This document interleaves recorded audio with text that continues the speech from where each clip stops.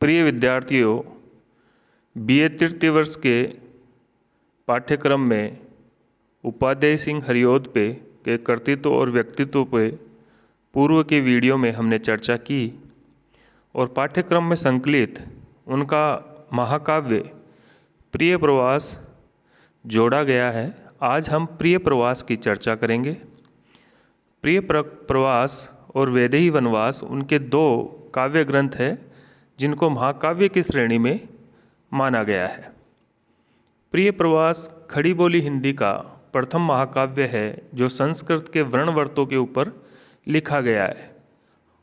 हरिओद जी ने ये पहला प्रयास किया कोई काव्य लिखने का। उनके साथ और पूर्व वाले कवियों ने फुटकर के रूप में कुछ कविताएं लिखी, लेकिन प्रबंध के रूप में लिखने का पहला प्रयास हरिओद जी के द्वारा किया गया। हरिओद जी का यह प्रिय प्रवास 17 सर्गों में विभक्त है और इनके 9वां और 16वां सर्ग वह अन्य सर्गों की अपेक्षा बड़े हैं, क्योंकि 9वें सर्ग में प्रकृति चित्रण, गोवर्धन लीला इत्यादि का प्रसंगवश अत्यधिक प्रयोग किया गया, जिससे वह बड़ा हो गया। प्रिय प्रवास का नाम उन्होंने पूर्व में ब्रजांगना विलाप रखा। ब्रजांगना विलाप रखने के पीछे उनका मुख्य उद्देश्य ये था कि इसमें कृष्ण के वियोग में ब्रज की जो लोग हैं, स्त्रियां हैं, नारी है, राधा या गोपिकाएं हैं, वो विलाप करती है। इसलिए इसका नामकरण इन्होंने पूर्व में ब्रजांगना विलाप रखा, लेकिन आगे चलकर इसका नाम इन्होंने बदल दिया और प्रिय प्रवास रखा।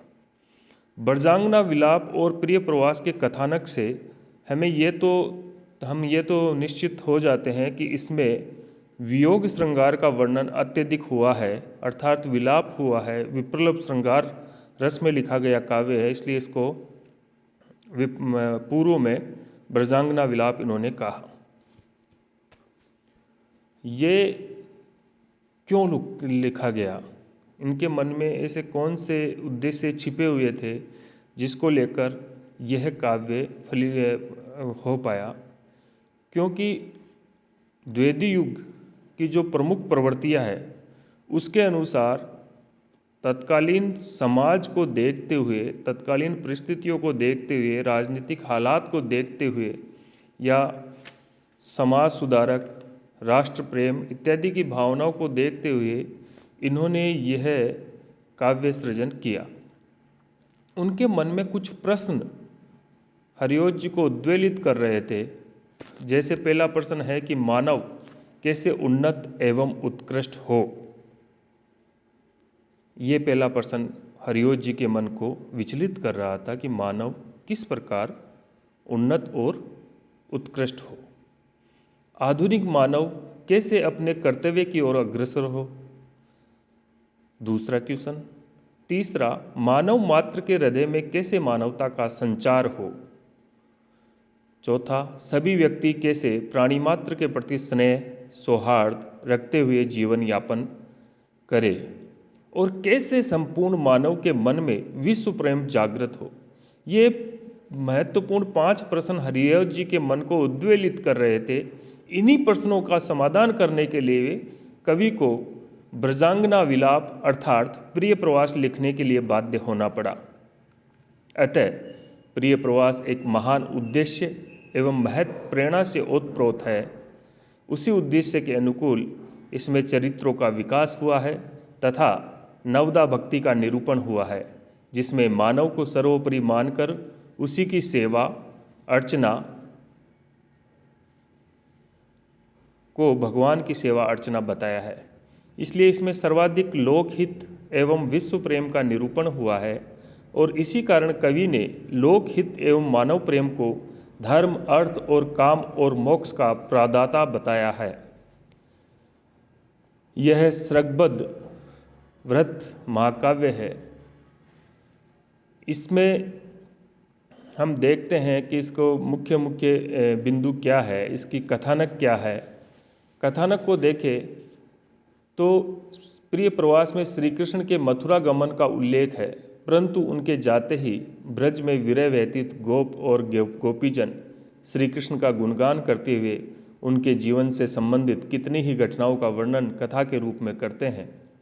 जैसे इसमें पूतना, तृणावर्त, सटकासुर, वकासुर, काली नाग, कंस, जरासंध आदि की कथाएं भी लिखी गई है। इससे विविध मार्मिक स्थलों का भी सुंदर योजन हुआ है। इसमें श्री कृष्ण एक महान नेता एवं लोक सेवी युग पुरुष के रूप में अंकित किए गए हैं। इसलिए इस महाकाव्य का कथानक अत्यंत महान एवं गौरवशाली है। इसमें श्री कृष्ण के जीवन की समस्त अलौकिक घटनाओं को यथार्थ रूप में चित्रित किया गया है। यहाँ तक कि उनकी अति मानवीय संगत प्रवृत्ति को निकालकर मानव जीवन के अत्यंत निकट लाने की कोशिश हरिओत जी के द्वारा की गई है। उनकी जो अलौकिक घटनाएं हैं उनको भी लौकिक धरातल पर लाने का प्रयास किया गया है। यहाँ श्री कृष्ण एक भगवान के रूप में नहीं है, एक लोक सेवक, एक नेता के रूप में है जो लोक कल्याण का कार्य करते हैं, चाहे उसके लिए उसे अहिंसा त्याग कर हिंसा को ही क्यों अपनाना ना पड़े। यहाँ श्री कृष्ण एक नर रत्न की उपाधि को प्राप्त करते हैं। वह एक रत्न है, ब्रज के नहीं संपूर्ण भारत भूमि के रत्न के रूप में उभारे गए। चरित्र चित्रण की दृष्टि से देखें तो यहाँ मुख्य पात्र है बाबा नंद, माता यशोदा, श्री कृष्ण और राधा। श्री कृष्ण का जो चरित्र है वह पूर्व में बता दिया गया कि वह एक जनसेवक, लोक नेता के रूप में, एक नर रत्न के रूप में यहाँ पर दिखाए गए हैं। और यहाँ पर कवि ने स्वजाति के उद्धार को सबसे बड़ा धर्म बताया है। जो स्वयं की जाति का उद्धार करे वही सबसे बड़ा धर्म है।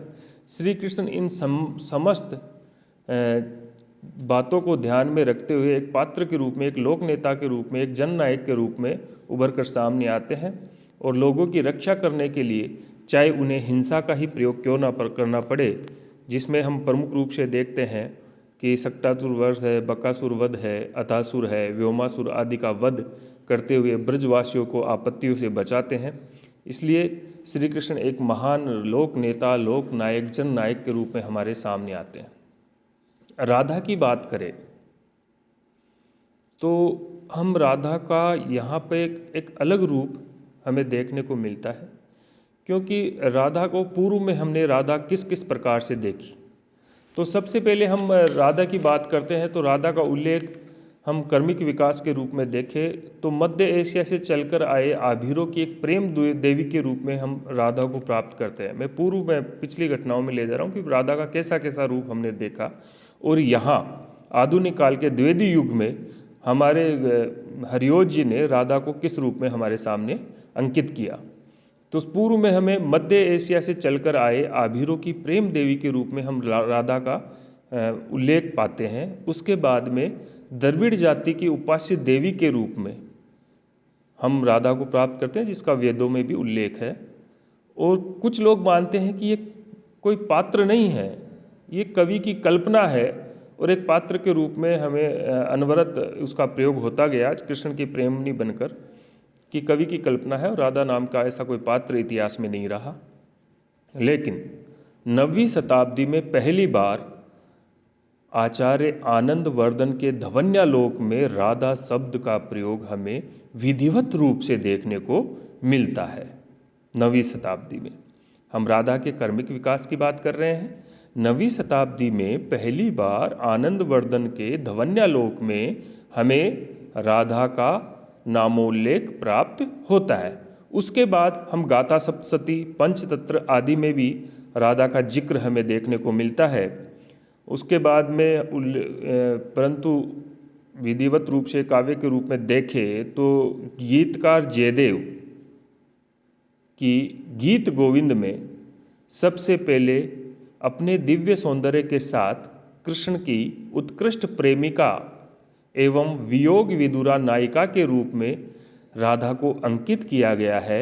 इसी ग्रंथ में सर्वप्रथम विलास प्रिय, वियोग कातर एवं प्रेम विहला राधा के रूप सौंदर्य की झांकी हमें देखने को मिलती है।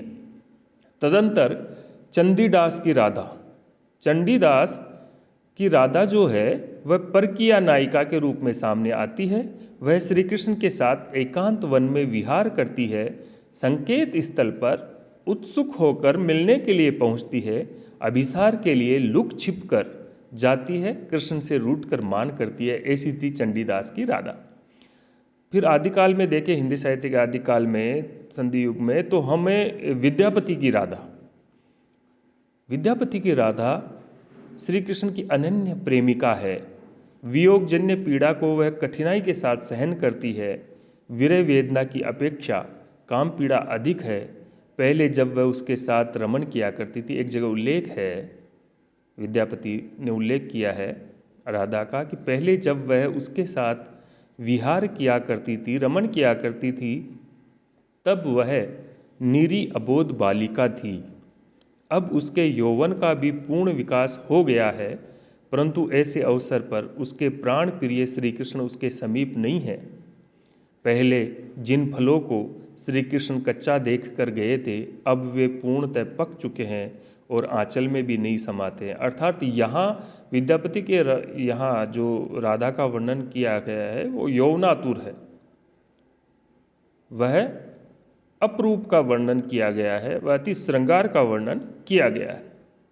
आदिकाल के बाद में हम देखते हैं भक्ति काल में कृष्ण भक्त कवियों की राधा कैसी थी, तो उसमें मुख्यतः सूर की राधा को मर्यादा के साथ अंकित किया गया है। यहाँ संयोग के समय अत्यंत शोक एवं संयोग के समय वह श्री कृष्ण से आनंद क्रीड़ा में निमग्न रहने वाली तथा वियोग के अवसर पर अत्यंत शोक एवं वेदना में विहल रहती है। राधा यहाँ अबोध है, वियोग में विहल, दुखी, कातर, आंसू बहाने वाली हो रहती है भक्ति काल में सूर के यहाँ पर। संयोग में तो कुछ कुछ जगह वह थोड़ी नटखट, अलहड़, छेड़खानी, बदमाशियाँ करने वाली है, लेकिन वियोग में वह अश्रुधारा निरंतर उसकी बहती रहती है। तदंतर हम रीतिकाल में देखें तो राधा यहाँ पर बहुत चतुर है, नागरी है, वह रूप सुंदरी है, काम क्रीड़ा में निपुण है, रूप गर्वहिता है तथा अलहड़ यौवना है। इस प्रकार हमने राधा का कर्मिक विकास यहाँ पर देखा। और भक्ति काल के पश्चात, रीतिकाल के पश्चात हम आधुनिक काल में राधा को देखते हैं, तो ब्रज भाषा में जो साहित्य आधुनिक काल में रचा गया उसमें भी राधा का ऐसा ही रूप था। लेकिन खड़ी बोली हिंदी में सबसे पहले हरिओज जी ने जिस राधा का वर्णन किया है, वह राधा इन सभी रूपों से अलग हो गई है। यहाँ पर राधा एक लोक सेविका के रूप में उभर कर सामने आती है। यहाँ वह प्रेम की अपेक्षा कर्तव्य को महत्व देने वाली है।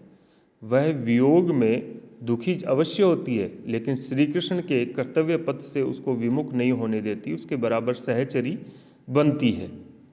इसीलिए एक जगह उसने कहा भी है उद्धव को, प्यारे जीवे जग हित करे, गेह चाहे ना आवे, कि मेरे प्रियतम जीवे, जग का उद्धार करे चाहे घर नहीं आए। वह ठाठस अपने मन को बंधा लेती है, लेकिन वियोग में रोती नहीं है। वो दुखी लोगों की सेवा करती है, उनके कष्टों को दूर करती है, उनकी पीड़ा को दूर करती है। जैसा श्री कृष्ण का कर्तव्य है वैसा ही उसके बराबर एक सहचरी बनकर वह सहयोग करने वाली एक लोक सेविका के रूप में हमारे सामने आती है। तो राधा का जो रूप परिवर्तन हुआ है वह युगानुकूल हुआ है। यहाँ कहीं न कहीं आधुनिक काल की जो परिस्थितियाँ है और आधुनिक काल में जो सोसाइटियाँ या जो संस्थाएं काम कर रही थी, जैसे थियोसॉफिकल सोसाइटी है, आर्य समाज है, ब्रह्म समाज है, उनमें सामाजिक उन संस्थाओं के द्वारा भी नारी उत्थान, नारी शिक्षा का महत्व दिया गया, नारी को बराबरी का दर्जा दिलाने की बात कही गई। और वैसा ही हरिओज जी ने प्रिय प्रवास में नारी को बराबर, पुरुष के बराबर मानते हुए वह कुछ कर सकती है, उसमें सामर्थ्य है, पुरुष के बराबर चलने का उसमें सामर्थ्य है, कुछ कर सकती है, ऐसा चित्रण यहाँ हरिओज जी के द्वारा किया गया। राधा को लेकर जो बड़ा ही एक अलग प्रकार का और युग के अनुकूल चित्रण यहाँ पर किया गया है। तो और हम देखते हैं माता यशोदा। माता यशोदा एक माँ है, वह श्री कृष्ण से वात्सल्य भाव रखती है। जब बाबा नंद श्री कृष्ण को मथुरा छोड़कर आ जाते हैं तो वह थोड़ा विलाप करती हुई नजर आती है। प्रिय पति वह मेरा प्राण प्यारा कहाँ है, दुख जल्दी निमग्ना का सहारा कहाँ है, अब तक जिसे मैं देखकर जी सकी हूँ वह हृदय हमारा नेत्र तारा कहाँ है। वात्सल्य के में वियोग में दुखी अवश्य होती है, लेकिन वह भी वत्सलता के कारण उसको कर्तव्य मार्ग से विमुख नहीं करती। यहाँ हर एक पात्र भावानुकूल और राष्ट्र के अनुकूल उस समय की परिस्थिति को अनुकूल कार्य करता हुआ दिखाता है। बाबा नंद ब्रज के अधिपति है, उनको भी पता है कि हमारा पुत्र एक उत्कृष्ट कार्य के लिए, अच्छे कार्य के लिए ब्रज से प्रस्थान कर गए हैं। वो भी अपने पुत्र को कभी भी रोकने का प्रयास नहीं करते। तो इस प्रकार का चरित्र चित्रण प्रिय प्रवास में किया गया है। प्रिय प्रवास जो है उसमें हम भाषा की दृष्टि से देखें तो खड़ी बोली हिंदी में लिखा गया काव्य है, संस्कृत के वर्णवृत्तों में लिखा गया है। संस्कृत के जो छंद है द्रुत विलंबित मंद्रकांता, उनका प्रयोग इसमें किया गया है। मंगलाचरण की बात महाकाव्य में कही जाती है, मैं पूर्व में विस्मृत कर गया। तो मंगलाचरण भी वैसे तो खड़ी बोली हिंदी के महाकाव्यों में बहुत कम मंगलाचरण मिलता है, लेकिन कुछ विद्वानों ने दिवस का अवसान समीप था उस पंक्ति दिवस से यहाँ पे मंगलाचरण खोज लिया है, क्योंकि दिवस शब्द को द्युतिवाचक एवं प्रकाशवाचक मानकर मंगलाचरण का द्योतक मान लेते हैं। तो मंगलाचरण भी काव्य में हुआ है। प्रिय प्रवास में शब्द मैत्री के साथ साथ चित्रोपमता पर्याप्त मात्रा में विद्यमान है। ध्वन्यात्मकता एवं नाद सौंदर्य की अपूर्व सृष्टि की गई है। यद्यपि इस काव्य में अभिधा का प्राधान्य है, अभिधा शब्द शक्ति का, तथापि जैसे कुछ एग्जाम्पल उदाहरण में बताता हूँ, समा बांधना, दिन खोटे होना, पत्थरों को रुलाना, हृदय पर सांप लौटना आदि मुहावरों द्वारा लक्षणा का भी प्रयोग किया गया है। युग का चित्रण इसमें हुआ है। पूर्व में बताया कि जो सोसाइटियाँ या सामाजिक संस्थाएं काम कर रही थी उसके अनुरूप इसका निर्माण किया गया है, क्योंकि ये सुधारवादी संस्थाएं जनसाधारण के हृदय में ऊंच नीच, छुआछूत आदि को दूर करने का प्रचार कर रही थी। हरिओत जी ने उक्त विचारों का निरूपण करने के लिए श्री कृष्ण एवं राधा का ऐसा जीवन चित्र अंकित किया जिसमें प्राणी मात्र के हित संबंध से ओतप्रोत होकर लोक सेवा, परोपकार, पर दुखकर्ता, निर्बलों की रक्षा, दुराचारिता का सामना करने के लिए आदि कार्यों में लीन दिखाई देते हैं।